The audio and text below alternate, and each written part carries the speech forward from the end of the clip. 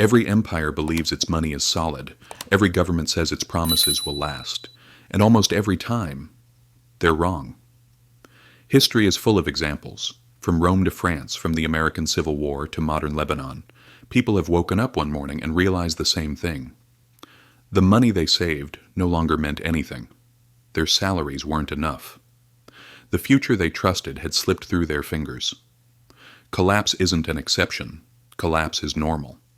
The real question isn't, do financial systems fail? The real question is, what will you do when they do? Most of us look at money as if it's rock solid. Our bank accounts, our paychecks, our national currency, they all feel safe.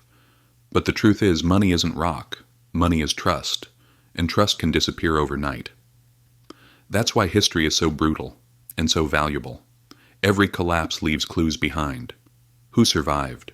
Who lost everything? What protected wealth, and what quietly vanished? And here's the interesting part. The survivors are rarely the ones who trusted the system the most. They're the ones who questioned it first. Take the Byzantine Empire. After the fall of Western Rome, it survived for nearly 1,000 more years. One of the reasons was its gold coin, the solidus. It was so trusted that merchants across Europe and the Middle East accepted it without hesitation. But here's the uncomfortable question. Rome had already destroyed its economy once by debasing silver. Surely Byzantium remembered that lesson. They did. And they still made the same mistake. Little by little, the gold was diluted. At first no one noticed. Then something shifted. Trust cracked. And the coin that once anchored trade became just another piece of metal. So who survived? Not the people who trusted the state and held on to cash. The ones who quietly stored gold. The ones who owned land. The ones who held things the empire couldn't easily touch. That's the first lesson history keeps whispering. Governments can't resist the temptation to weaken their money, and when they do, real value runs. But not every collapse comes from bad money. Sometimes it comes from shock. In 1347, Europe was hit by the Black Death. Nearly half the population died, cities emptied, fields were abandoned. It looked like the end of the world.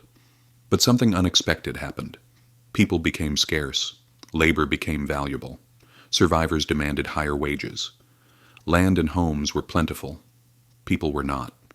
If you had money, silver, or even just the ability to work, opportunity appeared where disaster once stood.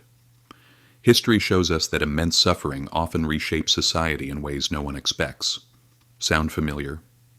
During COVID, we saw the same pattern. Those with money bought assets. Homeowners and investors grew richer.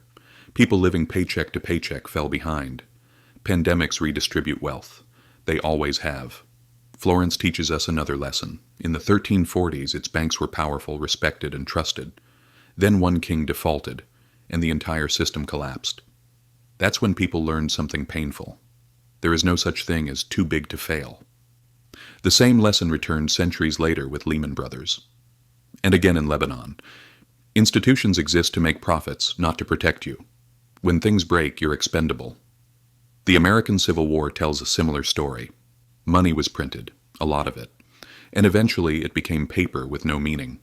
What mattered wasn't the bills in your pocket. It was land, food, gold, anything real. France learned this during its revolution. Paper money backed by noble ideas collapsed.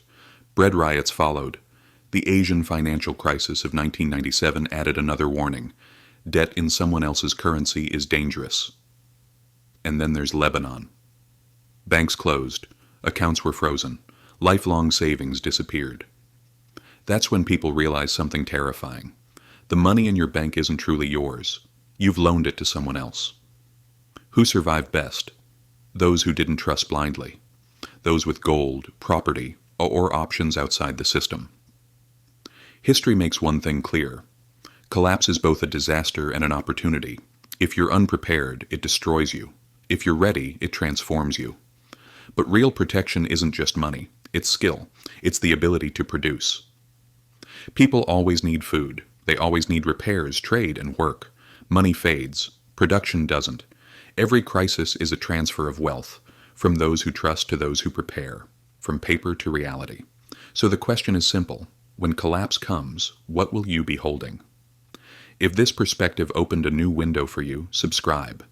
History doesn't hide its answers. It only waits for those willing to look.